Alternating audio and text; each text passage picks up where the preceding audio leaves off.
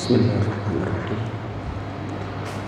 Assalamualaikum warahmatullahi wabarakatuh. Innal hamdalillah nahmaduhu wa nasta'inuhu wa nastaghfiruh wa na'udzu billahi min shururi anfusina wa min sayyiati a'malina. May yahdihillahu fala mudilla lahu wa may yudlil fala hadiya lahu. Asyhadu an la ilaha illallah wahdahu la syarika lahu wa asyhadu anna Muhammadan 'abduhu wa rasuluhu la nabiyya wa la rasula ba'dahu. Allahumma fashalli wa sallim wa karrim ala sayyidina Muhammadin khatamul anbiya'i wal mursalin imamil muttaqin sayyidul ghuril muhajjalin wa ala alihi wa sahbihi ajma'in, amma ba'd. Fa'il hadirun usikum wa iyaya bitaqwallah wa ta'atihi la'allakum tuflihun. Allahumma la sahla illa ma ja'altahu sahla wa anta taj'alul hazna idza syi'ta sahla, amma ba'd. Hadirin Bapak Ibu jamaah rahimakumullah, pernahkah kita membayangkan betapa urusan akhirat itu sangat berat? Betapa urusan akhirat itu sangat menegangkan. Hadirin, saya ambil salah satu contoh. Allah menjelaskan tentang orang-orang yang masuk ke neraka. Di dalam surat Al-Mulk ayat 8 misalkan, Allah menggambarkan proses masuknya orang ke neraka itu dengan kalimat ulqiyah. Lengkapnya, a'udzu billahi minasyaitonir rajim. Kullama ulqiya fiha faujun sa'alahum khazanatuha alam ya'tikum nadhir. Allah menggunakan kalimat ulqiya. Apa ulqiya itu? Dilemparkan. Jadi proses masuknya orang ke neraka, proses dimasukkannya ke neraka bagi mereka yang divonis masuk neraka, itu ternyata menggunakan kalimat ulqiyah, dilemparkan. Apa artinya? Proses masuk neraka itu tidak baik-baik saja. Proses masuknya ahli neraka ke dalam neraka itu tidak baik-baik saja. Jadi jangan dibayangkan orang masuk neraka itu kondisi biasa-biasa. Rombongan misalkan ditanya malaikat, mau kemana bu? Mau neraka? Malaikat, monggo lurus belok kanan. Tidak mungkin. Yang ada adalah mereka berusaha lari, mereka berusaha menghindar, mereka berusaha mencari kambing hitam agar vonis itu dikurangi minimal atau bahkan dibatalkan sehingga dia terbebas dari neraka. Jadi mereka akan berusaha sekuat tenaga,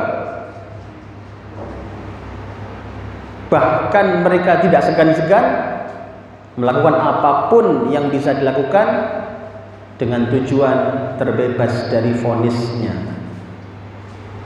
Hadirin rahmatullah, maka pembahasan kita kali ini adalah mengcapture salah satu di antara kejadian ini, di mana ahli neraka itu akan berusaha mencari kambing hitam, berusaha mencari kambing hitam untuk berharap dia dikurangi vonisnya, bahkan syukur-syukur dibebaskan dari vonisnya. Bayangkan ada pencuri ketangkap misalkan. Pencuri ketangkap, apa dia langsung mengakui kamu mencuri ya? Oh iya Pak, itu barang saya. Tidak mungkin. Dia akan berusaha menyampaikan alasan, bahkan kambing hitam. Oh enggak Pak, bukan saya mencuri, itu teman saya tuh, anaknya lari tadi, itu yang mencuri Pak, saya hanya lihat kok. Dia mencari kambing hitam. Hadirin rahimakumullah, maka akan terjadi saling tuntut menuntut nanti di akhirat. Dan kalau tidak diantisipasi, maka tuntutan-tuntutan ini menghalangi seseorang untuk masuk ke surga. Maka tema kita pada pagi hari ini adalah 5 penuntut di akhirat. Dengan harapan kita mengkaji bab ini, semoga Allah memudahkan urusan kita di dunia sampai di akhirat, kelak kita bisa masuk surga dengan lebih mudah karena kita sudah mengantisipasi para penuntut-penuntut ini di dunia. Semoga Allah menjadikan kita termasuk penduduk surga nanti kelak di akhirat bersama dengan Rasulullah Muhammad SAW. Amin ya rabbal alamin. Hadirin Allah, mari kita perdalam pembahasan ini. Pembahasan kita bagi menjadi 3 bagian, 3 sub bagian. Pertama adalah tentang akhirat dan pembalasan itu pasti. Nanti kita akan bahas itu. Bagian kedua kita akan bahas tentang siapa yang berpotensi menjadi penuntut di akhirat. Kemudian yang ketiga, setelah kita tahu, maka bagaimana, apa yang harus kita lakukan agar kita tidak mendapatkan tuntutan-tuntutan di akhirat.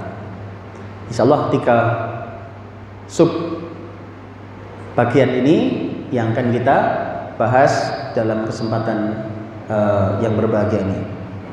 Hadirin Allah, kita masuk pada pembahasan pertama. Bahwasannya kiamat itu pasti datang. Allah berfirman dalam Al-Quran surat Al-Hajj ayat 7. Allah berfirman, A'udzu billahi minasyaitonir rajim. Wa anna as-sa'ata atiyatun la raiba fiha. Wa anna as-sa'ata atiyatun la raiba fiha wa anna Allaha yab'atsu man fil qubur. Shadaqallahul adzim. Dan sungguhnya hari kiamat itu pasti akan datang. La raiba fih, tidak ada keraguan. Tidak ada keraguan lagi, pasti datang. Keputusan itu tidak akan direvisi. Jadi maknanya la raiba fih itu sudah pasti dan tidak mungkin direvisi. Pasti datang kiamat itu.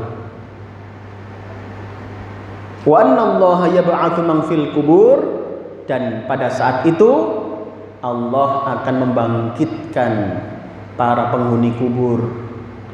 Untuk apa? Untuk menerima keadilan dari Allah Subhanahu wa taala.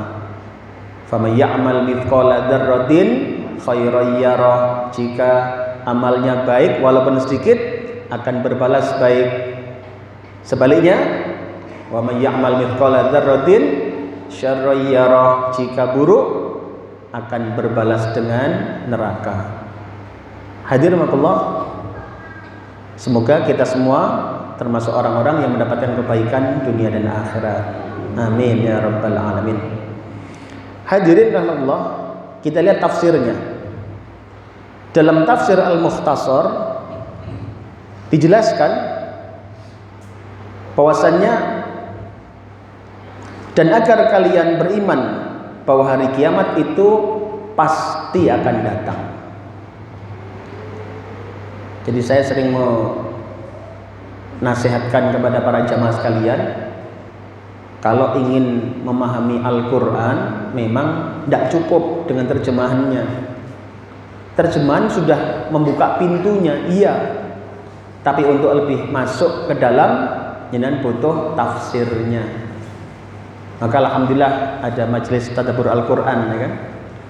Ini semakin memahamkan kita tentang fenomena yang Allah sebutkan dalam Al-Quran. Nah, hadirin Allah, dalam tafsir Al-Mukhtasar ini dijelaskan bahwasanya pasti terjadi. Kiamat itu pasti terjadi. Tidak ada keraguan tentang kedatangannya. Dan bahwasanya Allah akan membangkitkan setiap orang yang mati dari kubur mereka. Untuk apa? Tadi diberikan balasan atas amal-amal mereka. Hadirin rahimakumullah, setiap kita akan menerima keadilan dari Allah. Sekecil apapun semua akan berbalas. Jadi akhirat itu pasti akan terjadi. Dan itu dimulai dengan kiamat. Ketika kiamat semua akan hancur. Kemudian setelah itu Allah akan membangkitkan kembali untuk menerima keadilan tadi. Hadirin Allah, dalam ayat yang lain Allah menjelaskan kepada kita bahwasannya kiamat itu terjadinya tiba-tiba. Ini dalam Al-Quran surat Al-A'raf surat ke-7 ayat 187. Kiamat itu terjadi, pasti terjadi. Tadi di Al-Hajj ayat 7. Yang kedua ini, kejadiannya kapan? Itu tiba-tiba. Jadi kiamat itu, Bu, jangan dikira kemudian semacam ada pengumuman begitu. Pengumuman besok kita akan kiamat. Enggak. Tiba-tiba datangnya. Tapi Allah berikan kita tanda-tandanya. Makanya salah satu kesadaran itu kan yang paling tinggi itu kesadaran berbasis iman. Kesadaran itu yang paling tinggi berbasis iman. Yang kesadaran faktuil itu paling rendah sebenarnya. Contoh begini. Ada orang itu yang modelnya nggak percaya kalau nggak ngalami dewi. Pernah dengar begitu betul? Nggak percaya nggak ngalami dewi. Nggak percaya kalau aspal itu keras sebelum nyosor. Itu kesadaran paling rendah. Bayangkan, iya kalau kemudian setelah nyosop dia masih bisa bangun lagi. Kalau enggak, maka yang paling tinggi itu adalah berbasis iman. Sudah percaya pada Allah. Allah dawuh nanti ada hari kiamat. Maka ya sudah, kita yakin. Karena Allah tidak akan pernah bohong. Rasulullah tidak akan pernah bohong. Ada surga, ada neraka. Maka sudah kita yakin pasti akan terjadi. Hadirin rahimakumullah, dan kejadiannya ternyata di ayat ini disebutkan akan terjadi tiba-tiba. Nah, beruntung memang Allah memberikan kita tanda-tandanya. Tanda-tanda kiamat pernah dengar, Ibu? Tanda kiamat yang besar. Yang pertama itu para ulama jelaskan itu adalah munculnya Dajjal. Munculnya Dajjal itu tanda besar pertama. Kalau tanda kecil banyak, seperti banyaknya gedung-gedung bertingkat. Kemudian apalagi, yaitu antalidal amatu rabbataha, para budak melahirkan tuannya. Para budak melahirkan tuannya. Apa itu? Dulu difahami para budak banyak yang diperistri oleh tuannya, kemudian melahirkan anak-anak dari tuannya. Dulu begitu.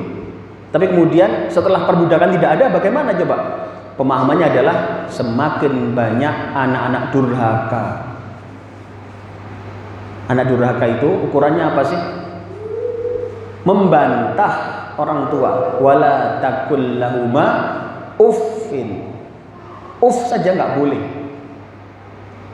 Uff itu kalau bahasa Mojokerto apa ya? Nah, iya kan?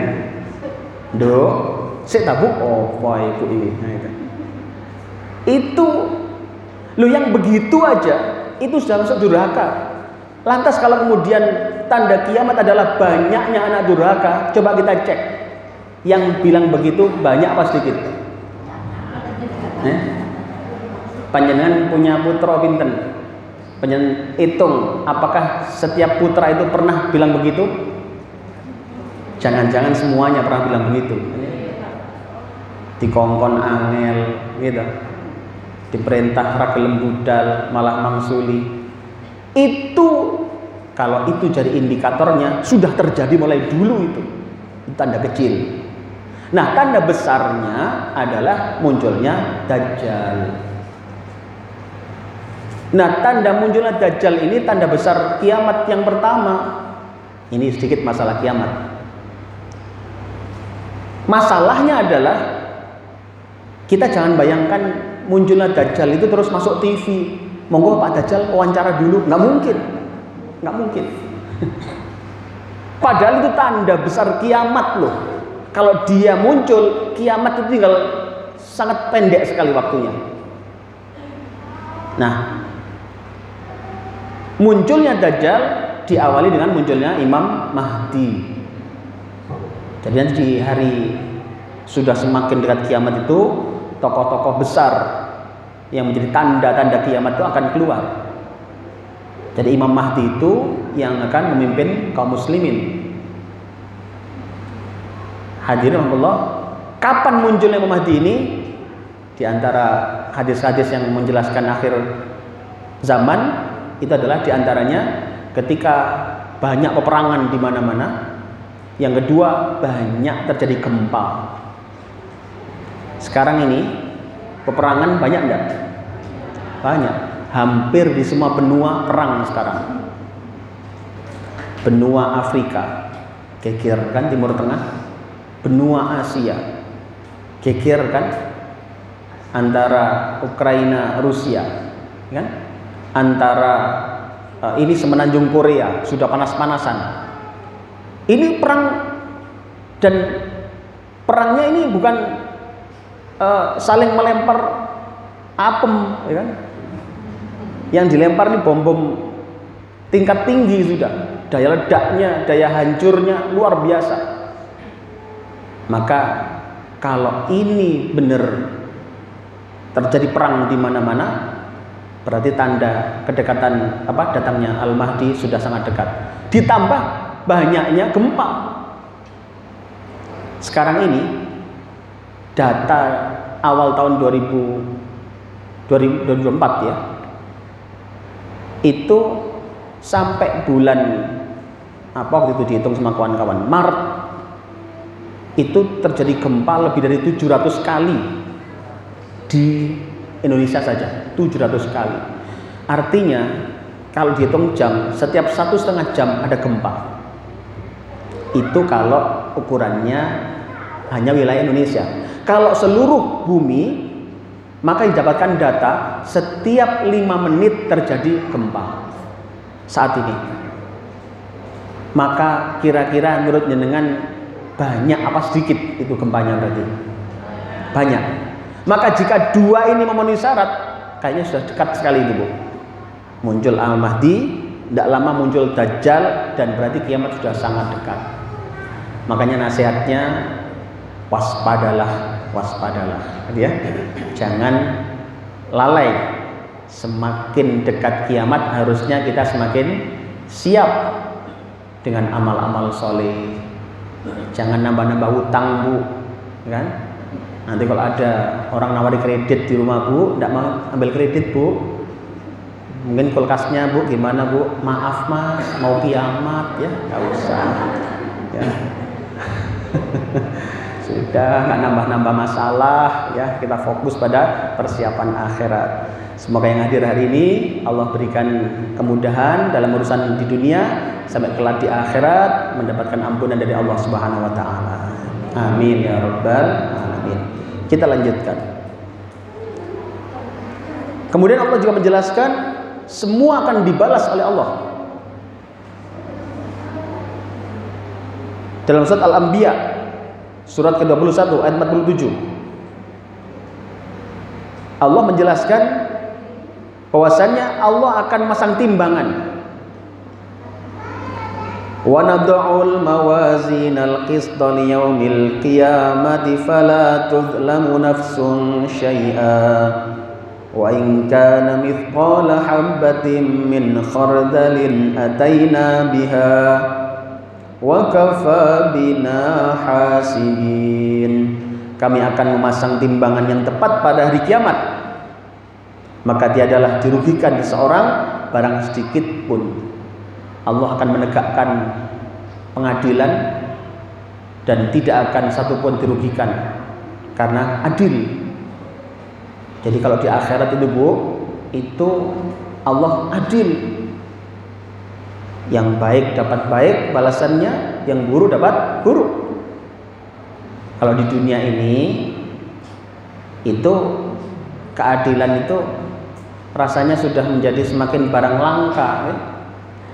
Iya, keadilan itu hanya ada di sinetron ya? Di kenyataan sudah susah mencarinya sudah ya. Hadir makullah.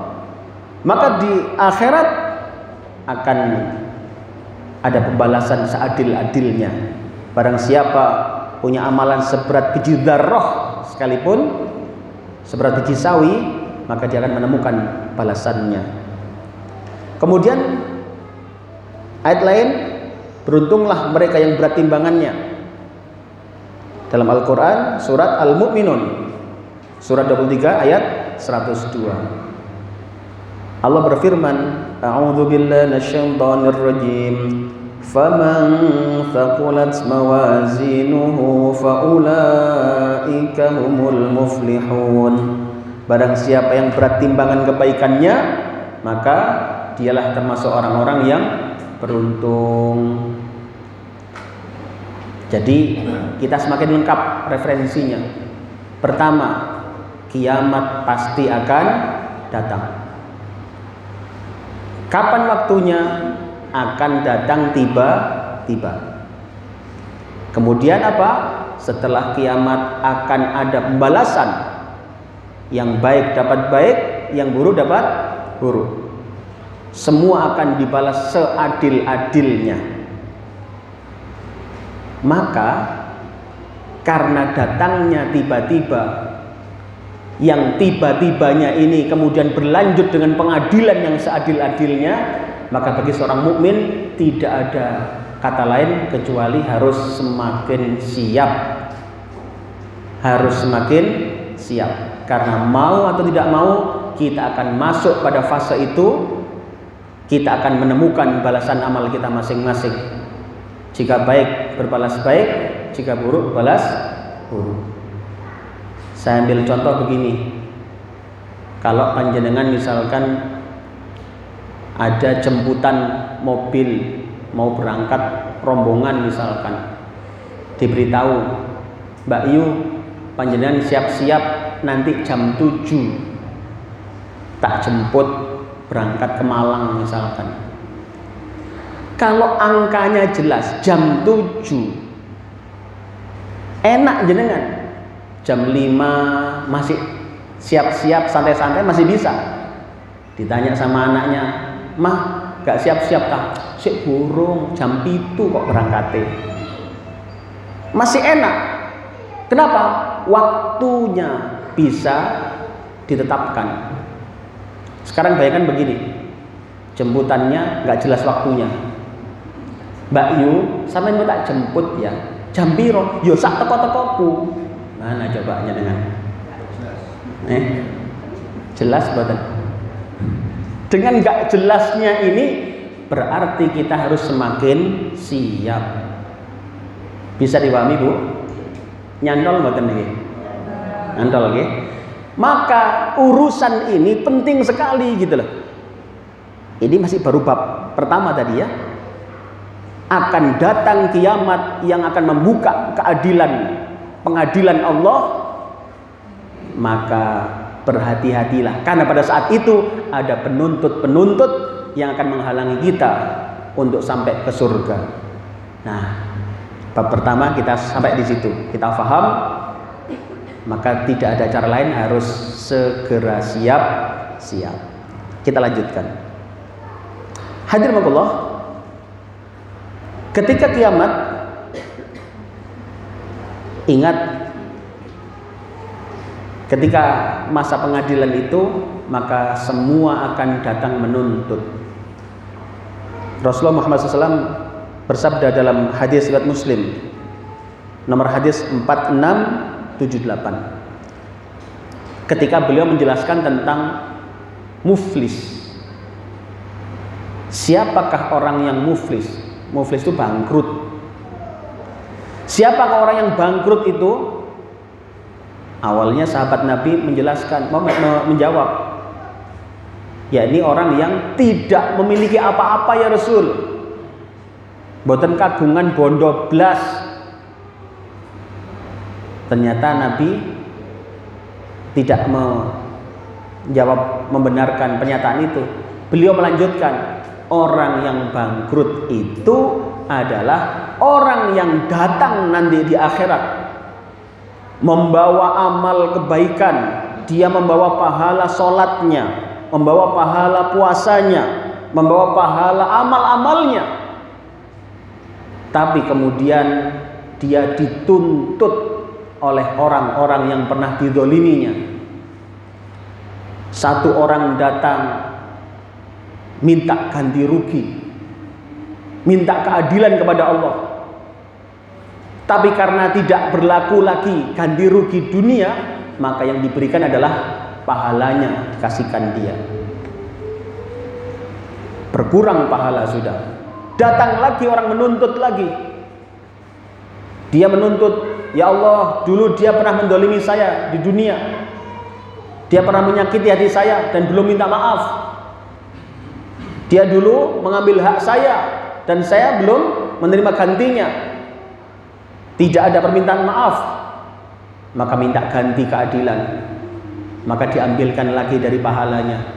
Terus berlangsung sampai habis pahalanya orang ini. Apakah selesai? Ternyata karena dia terlalu banyak yang didolimi, datang lagi orang minta ganti juga. Tapi karena amalnya, kebaikannya sudah habis, ganti kebaikan si orang, dosanya si orang yang menuntut dikasihkan ke dia. Maka si orang ini yang awalnya punya banyak pahala, pahalanya habis. Dia yang awalnya dosanya nggak banyak, bertambah dosanya karena dari orang yang menuntut. 1, 2, 3 orang yang datang tadi itu semua diberikan pada dia. Walhasil apa? Dia yang semula banyak pahalanya, dia yang semula nggak banyak dosanya, dia yang semula berharap surga, nggak jadi, dan dia akhirnya dimasukkan ke neraka. Na'udzubillah min. Sampai di sini bisa dipahami Bu? Maka kita mohon pada Allah, semoga Allah menjaga kita, memudahkan urusan kita dunia sampai akhirat. Amin ya rabbal alamin. Hadirin Allah. Nah, sekarang masuk kepada subbab kedua. Lantas siapa orang-orang yang berpotensi menjadi penuntut kita di akhirat, menghalangi langkah kita menuju surga, menghalangi proses kita mau masuk ke surga? Siapa mereka ini? Inilah yang telah Allah singgung dalam surat Al-Ma'arij, surat ke-70 ayat 10 sampai 14. Hadirin Allah, di ayat 10-nya Allah menjelaskan A'udzu billahi minasyaitonir rajim. Wala yas'alu hamimun hamima yubassarunahum yawaddul mujrimu law yaftadi min 'adabi yawmi idzin bibanihi wa sahibatihi wa akhihi wa fasilatihi allati tu'wihi wa man fil ardi jami'an thumma yunji. Siapa mereka yang akan menjadi penuntut-penuntut di akhirat? Hadirin, di ayat 10-nya Allah menjelaskan kondisi awalnya. Di ayat 10-nya Allah menjelaskan kondisi yang mewarnai saat itu. Wala yas'alu hamimun hamima. Saat itu katanya dauhnya Allah ini, tidak seorang pun akan saling tegur sapa. Tidak seorang pun akan saling tegur sapa. Walaupun itu teman dekat, teman karib.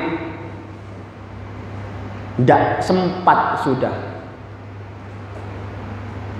Jadi kalau di dunia kita ketemu dengan teman misalkan di Surabaya, sama-sama orang Mojokerto, kan langsung gamblok-gamblokan gitu ya. Mbak, nang ndi sampean kok jebus kene ya.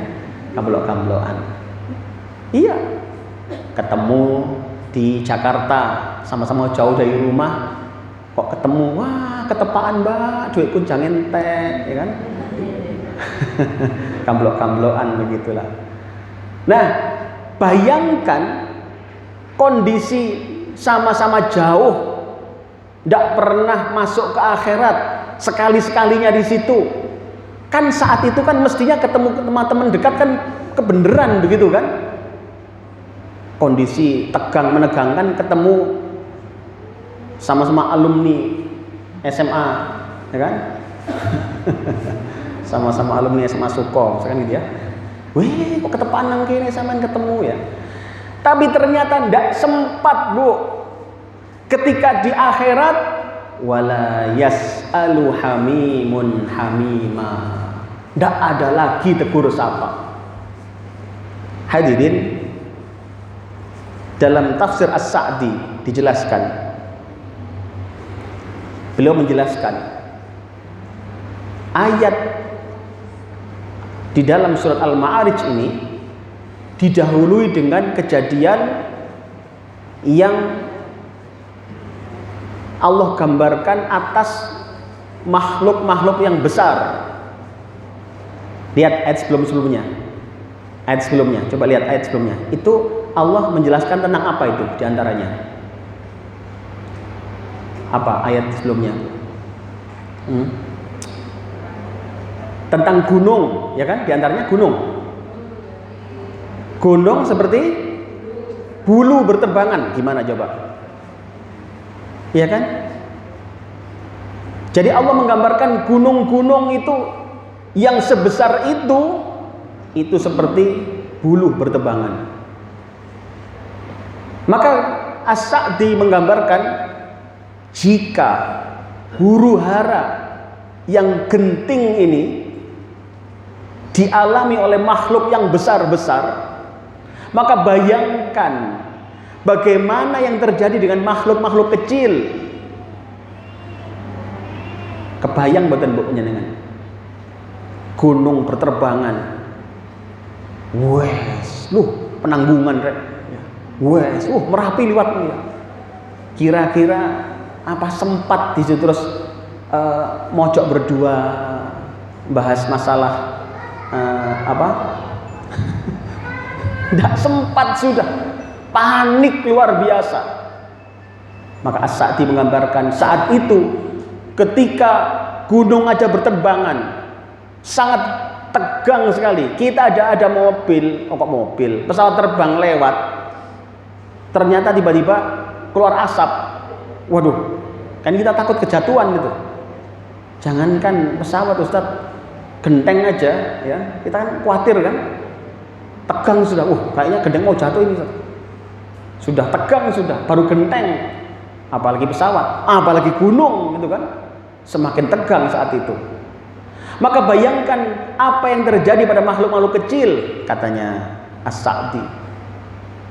Hadirinmakumullah, maka sehingga saat itu bahkan orang-orang terguncang pikirannya, terlepas sudah, tidak ada lagi kasih sayang, saking sedih, saking susahnya, saking tegangnya, sehingga tidak sempat lagi saling menyapa.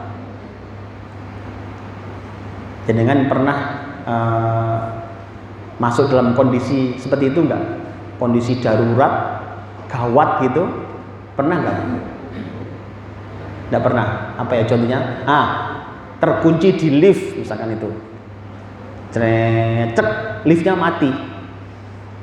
Gimana kira-kira? Tegang nggak Bu? Tegang ya?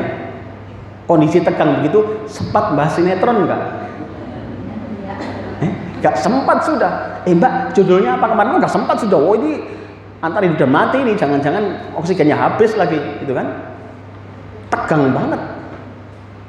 Naik pesawat, ada pengumuman, Bapak Ibu sekalian, para penumpang, oksigen kita ternyata habis. Wah, itu kan sudah, waduh, sedangkan jarak masih sekian ribu kilometer. Waduh, turun di mana ini kan?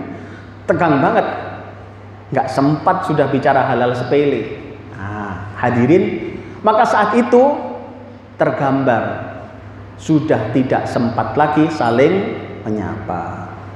Yubassarunahum, walaupun mereka saling melihat.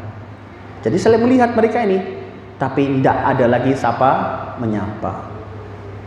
Kemudian di ayat 11-nya, hadirin, ini menggambarkan tentang siapa orang pertama yang akan saling tuntut menuntut di akhirat. Yawaddul mujrimu law yaftadi min adabi yaumi idzim bibani. Pada hari itu orang-orang yang divonis masuk neraka, dia akan mencari kambing hitam.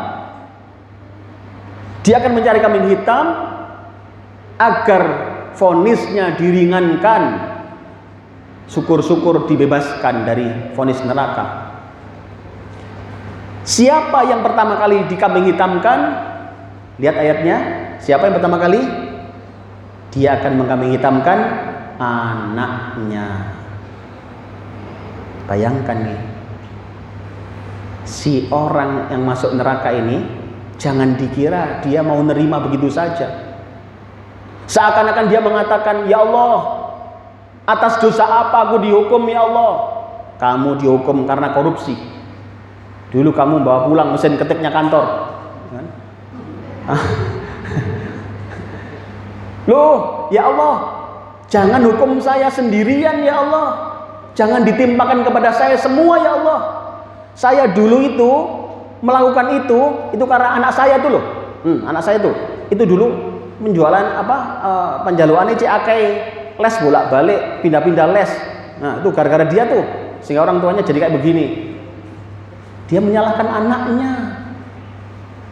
Hadirinmakumullah, hari itu sudah tidak ada kasih sayang. Setelah mereka melihat betapa neraka begitu menegangkan, melihat siksa neraka begitu menyeramkan, hilang sudah rasa kasih sayang, gak ada. Antara mereka saling menyalahkan. Dan yang pertama kali akan terjadi saling tuntut menuntut adalah orang tua dan anaknya. Makanya hati-hati Bu, kita dengan anak-anak kita hati-hati. Berarti yang harus hati-hati siapa ini? Orang tua apa anaknya di sini? Dua-duanya, karena jenengan juga punya dua posisi itu kan. Kita juga sebagai anak dari orang tua kita juga punya anak dan kita sebagai orang tua dari mereka, kan begitu kan? Berarti dua-duanya. Maka hati-hati. Peran kita sebagai anak selesaikan di dunia, peran kita sebagai orang tua selesaikan juga di dunia. Kenapa? Sebelum tuntut menuntut akan terjadi. Jangan dikira anak yang disalahkan akan diam saja, karena dia tahu jika dia mengiyakan, kesalahan ditimpakan ke dia, maka dia akan membantah juga. Oh, mboten kula Gusti, niku bapak kula pancen kaya ngoten niku. Niku walaupun kula mboten les, pancen bapak kula niku senengane, lho niku mboten mesin ketik tok Gusti. Niku apa digo mulih niku? Kathah biyen niku. Nah, iya tambah karu-karuan mbak jeru tambah. Hadirin, maka saling tuntut menuntut ini. Bayangkan kalau itu belum selesai, padahal baru satu anak belum selesai saling menuntut, bisa sampai berhari-hari, bertahun-tahun pengadilannya itu masih ada. Itu baru satu anak, padahal di dunia anaknya 10. Wah, susah sudah. Banyak itu sudah. Hadirin rahimakumullah, maka yang pertama berpotensi menuntut siapa? Orang tua pada anaknya, dan berlanjut anak pada orang tuanya. Semoga putra-putri kita soleh-solihah. Selesaikan kewajiban kita sebagai orang tua hari ini. Selesaikan. Nanti di bagian akhir kita akan tahu apa yang harus kita lakukan. Jangan berleha-leha, karena waktunya bisa jadi datang sewaktu-waktu tadi di awal tadi. Sampai di sini paham Bu? Nyantol gitu? Kita lanjutkan. Berhati-hatilah dengan anak-anak dan pasangan kita, hadirin. Allah menjelaskan dalam surat At-Taghabun ayat 14. Hai orang-orang mukmin, sesungguhnya di antara istri-istrimu, ya ayyuhalladzina amanu, inna min azwajikum wa auladikum, di antara pasangan kalian dan anak-anak kalian, aduwwal lakum, adalah menjadi musuh bagi kalian. Hati-hati Bu, anak kita, bapak hati-hati, istri-istri kita atau suami-suaminya ibu, hati-hati, karena di antara mereka berpotensi menjadi musuh. Fahdharuhum, maka berhati-hatilah. Hadirin, apa maknanya musuh di sini? Dalam pembahasan umum, kita tahu musuh itu ya musuhi kita. Dan memang ini salah satu hikmahnya adalah memang ada kan di dunia orang tua musuhan sama anaknya. Ada mboten Bu? Ada. Kemarin yang muncul viral di medsos itu, yang menjarakan orang tuanya siapa? Anaknya Bu. Yang menjarakan ibunya, nuntut ibunya sehingga dipenjara. Siapa coba? Anaknya sendiri.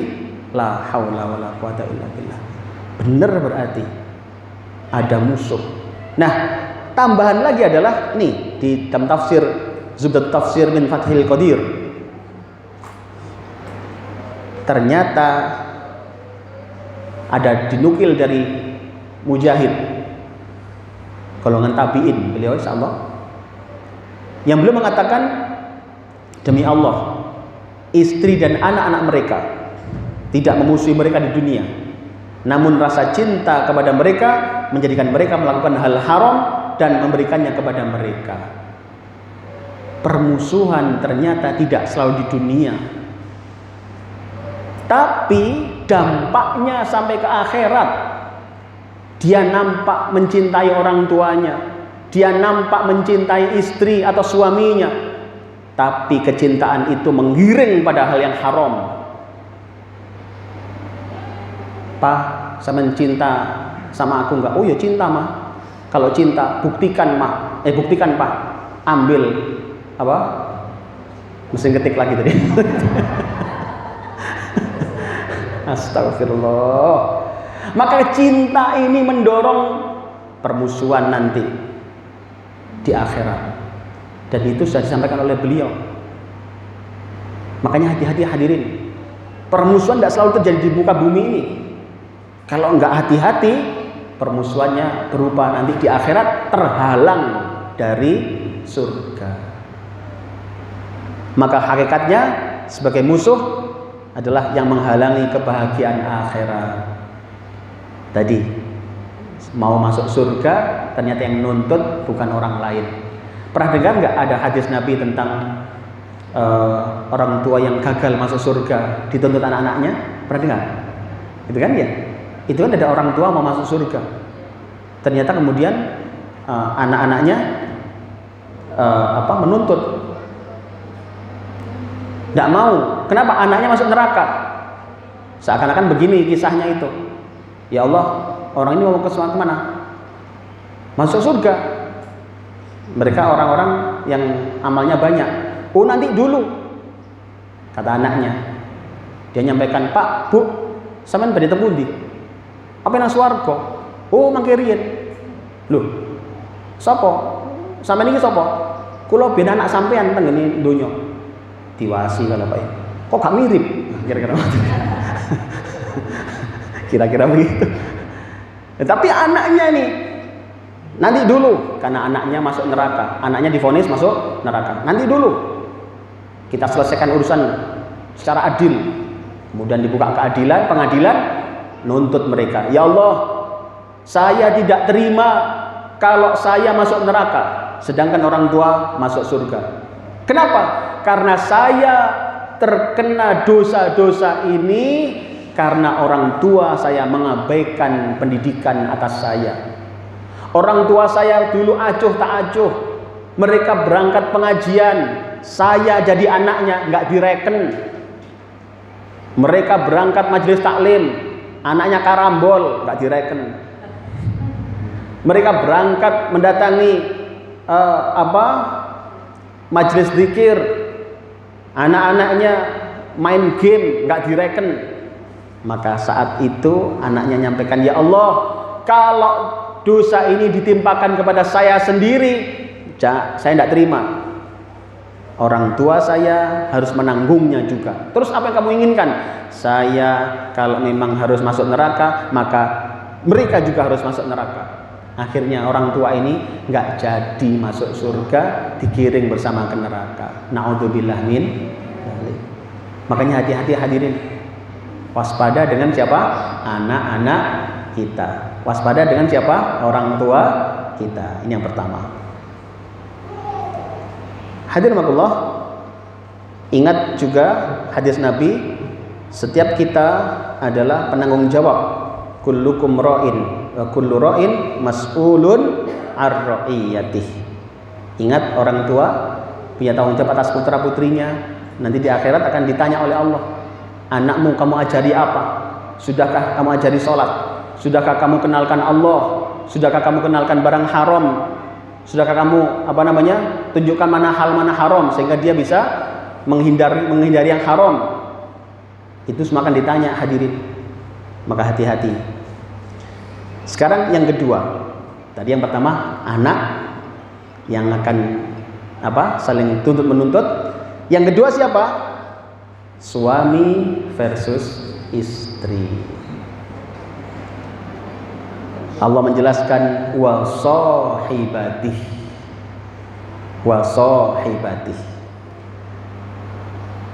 dan istri atau pasangannya. Maka bagi bapak-bapak ini adalah istri, bagi ibu adalah suami. Hati-hati Bu, antara mereka saling tuntut itu di akhirat. Bisa jadi di antara mereka, misalkan ada seorang ibu-ibu kemudian dituntut masuk neraka. Dia tanya, ya Allah, kenapa masuk neraka? Karena kamu dulu buka aurat, kamu dulu nggak nutup aurat di dunia, sehingga kemudian dosa itu numpuk-numpuk, kamu nggak pernah nutup auratmu. Itu apa dikira dia mau nerima begitu saja? Enggak Bu, dia akan menyalahkan orang lain, termasuk suaminya. Ditanya, ya Allah, jangan hukum saya sendirian ya Allah.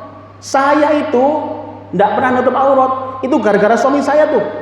Itu dia bolak-balik pergi ke luar negeri, ke Jepang, ke Amerika, tapi pulang nggak pernah bawa oleh-oleh kerudung.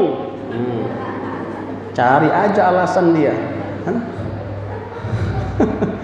Ya Allah. Pokoknya dia bikin bagaimana salah itu ditimpakan kepada orang lain. Suami juga begitu. Dituntut misalkan oleh Allah di akhirat. Ya Allah, kenapa saya dihukum masuk neraka? Karena kamu dulu pernah melakukan zina. Na'udzubillah. Akhirnya semoga kita diberikan Allah dijaga dari kesulitan dunia sampai akhirat, dimudahkan urusan dunia sampai akhirat, dan kelak kita bersama-sama masuk ke surganya Allah Subhanahu wa taala. Al-Fatihah. A'udzubillahi minasyaitonir rajim. Bismillahirrahmanirrahim. Alhamdulillahirabbil alamin. Arrahmanir rahim. Maliki yaumiddin. Iyyaka na'budu wa iyyaka nasta'in. Ihdinas siratal mustaqim. Siratal ladzina an'amta 'alaihim ghairil maghdubi 'alaihim waladdallin. Kita doa pada Allah. Allahumma shalli ala Muhammad. Alhamdulillahirabbil alamin. Allahumma rabbana atina min ladunka rahmah wa hayyi lana min amrina rasyada. Ya Allah, ya Rahman ya Rahim, ampuni dosa kami ya Allah. Mohon mudahkan urusan kami ya Allah. Mohon Engkau mudahkan ikhtiar kami untuk kembali kepadamu ya Allah. Mudahkan ikhtiar kami untuk taat kepadamu ya Allah, dan meniru mencontoh nabimu ya Allah. Ya Allah ya Rahman ya Rahim, ampuni dosa kami, kedua orang tua kami, guru-guru kami, dan seluruh kaum muslimin ya Allah. Ya Allah, terimailah ibadah kami ya Allah. Mohon terima ibadah kami ya Allah. Walaupun kami sadar banyak kurang-kurangnya di sana sini ya Allah. Mungkin kurang benernya, mungkin kurang ikhlasnya, mungkin kurang ilmunya, mungkin kurang sesuai dengan contoh nabimu. Mohon maafkan ya Allah, dan mohon ampuni kami ya Allah. Mohon terima ibadah kami ya Allah, dan mohon bimbing kami memperbaiki diri setelah ini ya Allah. Rabbana a'izil Islam wal muslimin, Allahumma ansurnal mujahidin. Ya Allah, untuk saudara kami di Palestina dan di seluruh bumi perjuangan Islam, mohon Kau menangkan mereka atas musuh-musuhnya ya Allah. Mohon lindungi mereka ya Allah. Mohon berikan mereka kesabaran, mohon berikan mereka kemenangan ya Allah. Mohon mudahkan ikhtiar mereka ya Allah, dan mohon ampuni kami ya Allah yang hanya bisa membantu mereka dari jauh dengan doa ya Allah. Rabbana atina fid dunya hasanah wa fil akhirati hasanah wa qina adzabannar. Wassallallahu ala Muhammad walhamdulillahirabbil alamin. Demikian kajian kita, kurang lebihnya mohon dimaklumi, mohon dimaafkan. Jika ada yang ditanyakan nanti bisa langsung japri saja gitu ya. Kita akhiri. Subhanakallahumma bihamdika asyhadu an la ilaha illa anta astaghfiruka wa atubu ilaik. Assalamualaikum warahmatullahi wabarakatuh.